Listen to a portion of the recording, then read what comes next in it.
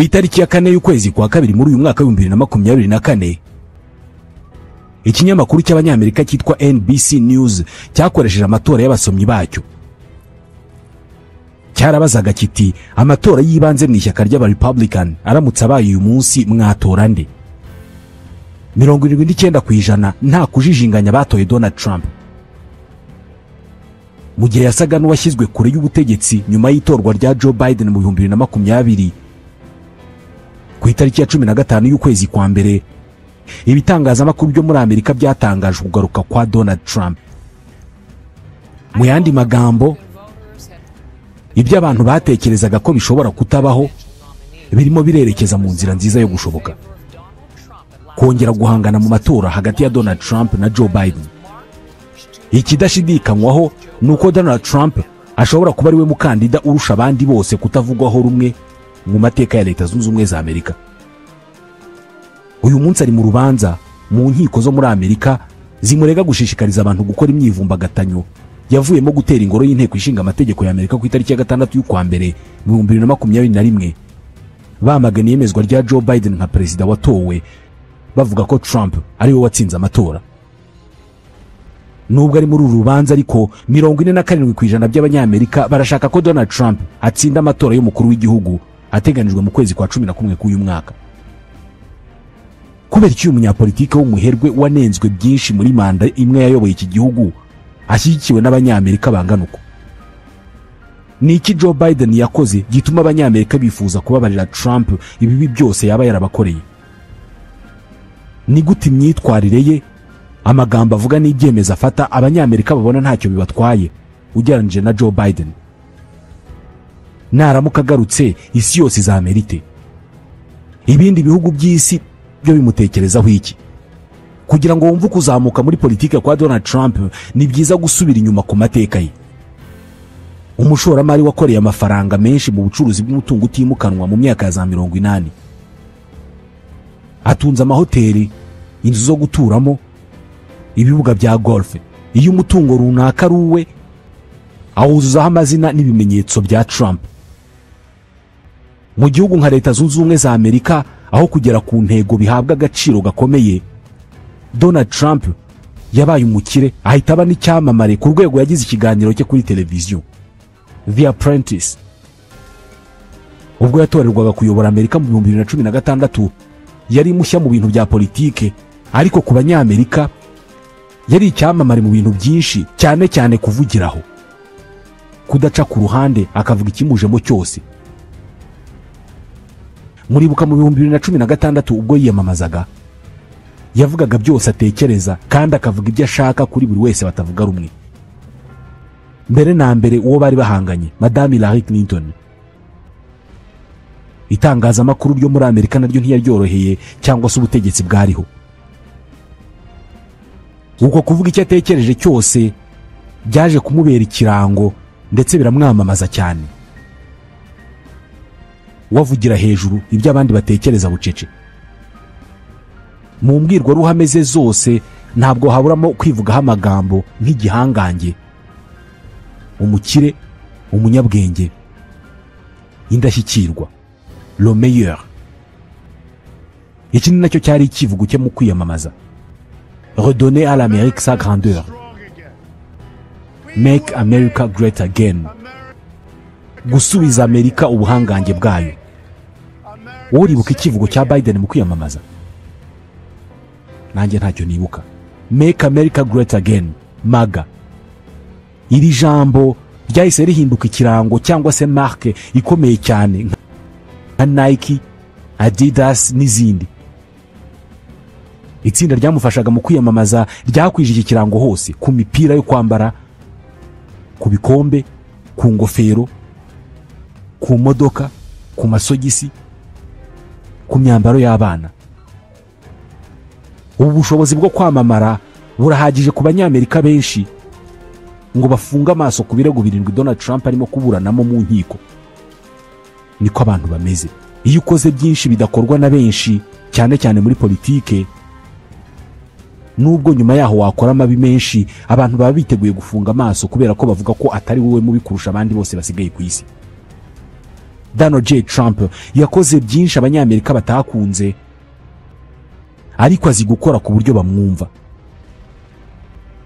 Kugera mu 2021 kuri X yahoze yitwa Twitter, Donald J. Trump yakurikirwaga n'abantu miliyoni 89. Hari urubuga rwitwa Twitter Trump Archive, ni urubuga rwabitse tweet zose Trump yanditse mu gihe yamaze ari perezida. Umva iyi mibare: hagati y'umwaka wa 2016 n'2020 uyu muperezida w'umuherwe yandikaga tweet zitari munsi y'10 buri munsi, iminsi yose y'icyumweru kuva ku wa mbere kugera ku cyumweru. Ibi byose mu gihe yari ku gasongero k'igihugu cya mbere cy'igihanganye ku isi. Ku itariki ya 5 y'ukwa gatandatu 2020 yaciye agahigo, yandika tweet 163 mu munsi umwe. Kubabwira ibi ntabwo ari ukugira ngo mwite cyane ku mibare, ni ukugira ngo mwumve ayo mayeri yo kwigarurira itangazamakuru. Aya mayeri yaje no gutanga umusaruro kubera ko byarangiye Donald J. Trump agize abantu b'indahemuka kuri we. Ibi kandi nawe arabizi, yigeze kubivugaho. Ati abantu banjye baratangaje cyane. Ati n'ibitangazamakuru bibavugaho bikavuga ko mfite abanshyigikiye b'indahemuka kuruta abandi bose. Ati ubu nshobora guhagarara rwagati mu muhanda nimero ya 5 nkafata imbunda nkarasa umuntu agapfa, ariko bikarangira ntatakaje n'ijwi na rimwe mu bantu bantora, bakongera bakantora. Ibi byagumye kugera ku itariki ya 8 y'ukwezi kwa mbere mu 2021 ubwo urubuga rwa Twitter rwafataga icyemezo cyo guhagarika Donald Trump kuri Twitter. Miliyoni 89 z'abamukurikiraga bose bisanze bakurikira umuntu utagihari. Mu kumwirukana kuri Twitter bibwiraga ko bamuhannye kandi bamusebeje. Nyamara kuri uyu mucuruzi aya yari amahirwe akomeye yo gushinga urubuga nkoranyambaga rwe Truth Social. Kumwirukana kuri Twitter ntabwo byigeze bimuhungabanyiriza ubuhangange cyangwa se ngo bimutesha abamushyigikiye. Kuri uru rubuga rwe akurikirwa n'abantu miliyoni 6.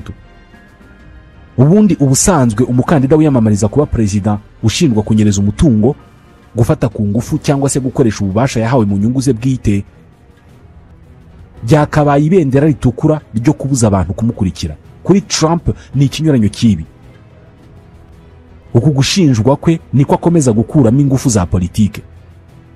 Uko haza ikirego gishya niko akibyaza umusaruro, abwira abamukurikiye ko akomeje gutotezwa kubera ko we atinyuka kuvuga no gukora ibyo badakora. Buri kirego bamureze kimwongerera ibihumbi by'amajwi. Mu maso y'abamushyigikiye, abashinjacyaha, abacamanza, abademokrate ndetse n'abashyigikiye Joe Biden bose bahimba ibirego bakabijyana mu nkiko kugira ngo bamubuze kongera gutorwa. Ibi byatumye benshi bafata icyemezo cyo kutazamuva inyuma, maze ku itariki ya 5 y'ukwezi kwa 11 muri uyu mwaka bakamusubiza mu mwanya w'umukuru w'igihugu. Ibi nibibaho bizaba bivuze iki ku isi yose? Abayobozi b'u Burayi batangiye kwitegura ko Burayi buzaba buri bwonyine Donald Trump naramuka yongeye gutorwa. Mu kwezi kwa mbere ku itariki ya 16 ubwo Donald Trump yatorwaga mu matora yibanze muri Iowa, Minisitiri w'intebe w'Ububirigi Alexander De Croo yahise abwira abayobozi bagenzi be b'u Burayi ko bakwiye kwitegura ko ibintu bitazaba byiza ku Burayi Trump naramuka yongeye gutorwa. Ati umwaka wa 2024 uzaba umwaka w'ingenzi cyane. Ati hari ibintu byinshi bizaba ku Burayi bitari amatora y'abadepite bagize inteko y'u Burayi gusa, ati ahubwo n'amatora y'abadepite muri Amerika ndetse n'aya perezida wa Amerika azahindura byinshi mu Burayi. Ati uyu mwaka nuramuka utugaruriye politike ya America First, Uburayi buzisanga busigaye bwonyine aho bugomba kuzimenya. Byemezwa ko mu bantu bashobora kuba barimo gusenga ngo Donald Trump ntatorwe harimo perezida wa Ukraine Volodymyr Zelensky. Uwa mbere wabanje kuvuga ibi ni minisitiri w'intebe wa Hongria Viktor Orban. Mu kwezi kwa gatatu nibwo yabwiye itangazamakuru ko Donald Trump yamubwiye ko aramutse atowe intambara ishyamiranyije Ukraine n'Uburusiya yahita irangira. Ibi kandi Trump yabisubiyemo kenshi ko iyaza kuba ari uyobora Amerika iyi ntambara itari kubaho. icya mbere yahita akora aramutse atowe ni uguhagarika inkunga ya gisirikare yose Amerika iha Ukraine. Ukraine idafite ubufasha bwa Amerika yahita imanika amaboko, Uburusiya bugatsinda intambara igahita inarangira. Ibi nibyo Minisitiri w'Intebe w'Ububiligi yavugaga ubwo yateguzaga abayobozi b'u Burayi ko niba bashaka gukomeza gufasha Ukraine bakwiye kwitegura kubikora bonyine badafatanije na Amerika. Kuva intambara y'Uburusiya na Ukraine yatangira mu kwezi kwa kabiri mu 2022, Amerika yonyine imaze guha Ukraine miliyari 75 z'amadolari ya Amerika. Kuri Trump aya ni amadolari menshi adakwiye kujya gutera inkunga intambara y'abandi.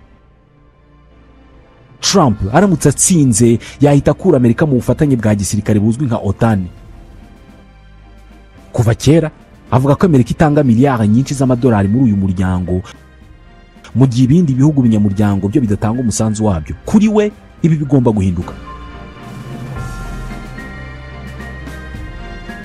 Trump natorwa, Amerika izahita iva mu miryango myinshi irengera ibidukikije. Kuri we ihindagurika ry'ikirere ni ikinyoma cy'abanyapolitike b'abanyamahanga bashaka ko Amerika ifunga ibirombe byayo bya petroli n'amakara bityo ntikomeze kubakirana.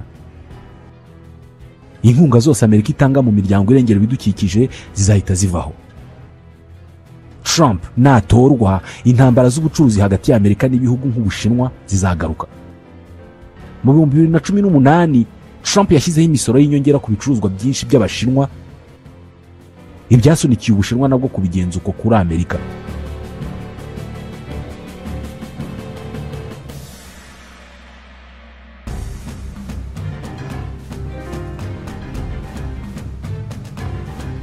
Kugaruka kwa Trump ku baryamana nabo bafite ibitsina bimwe byaba ari inkuru mbi cyane, kubera ko uyu ni umuryango adakunda we kimwe n'abandi bayoboke b'ishyaka ry'aba-Republican. Kubirebana na Afurika, gutsinda kwa Trump kwaba inkuru mbi kuri benshi. Leta Zunze Ubumwe za Amerika zigenera 1% by'ingengo y'imari yazo buri mwaka ibikorwa by'ubufasha ku bihugu by'amahanga by'umwihariko Afurika. Trump aramutse atowe ibi byahita bihinduka byihuse. 1/3 cy'inkunga Amerika itera Afurika ijya mu bikorwa by'ubuvuzi. Birumvikana ibi bizagira ingaruka ku buvuzi muri Afurika. Hari ibindi bibazo byibazwa. Ese azahagarika amasezerano yo gukuraho imisoro ku bicuruzwa bivuye muri Afurika? Intambara hagati ya Israel na Hamas ndetse n'iri hagati ya Israel na Iran zo zizahindukaho iki? Ikiriho nuko isi yose ihanze amaso bizava mu matora ya Amerika.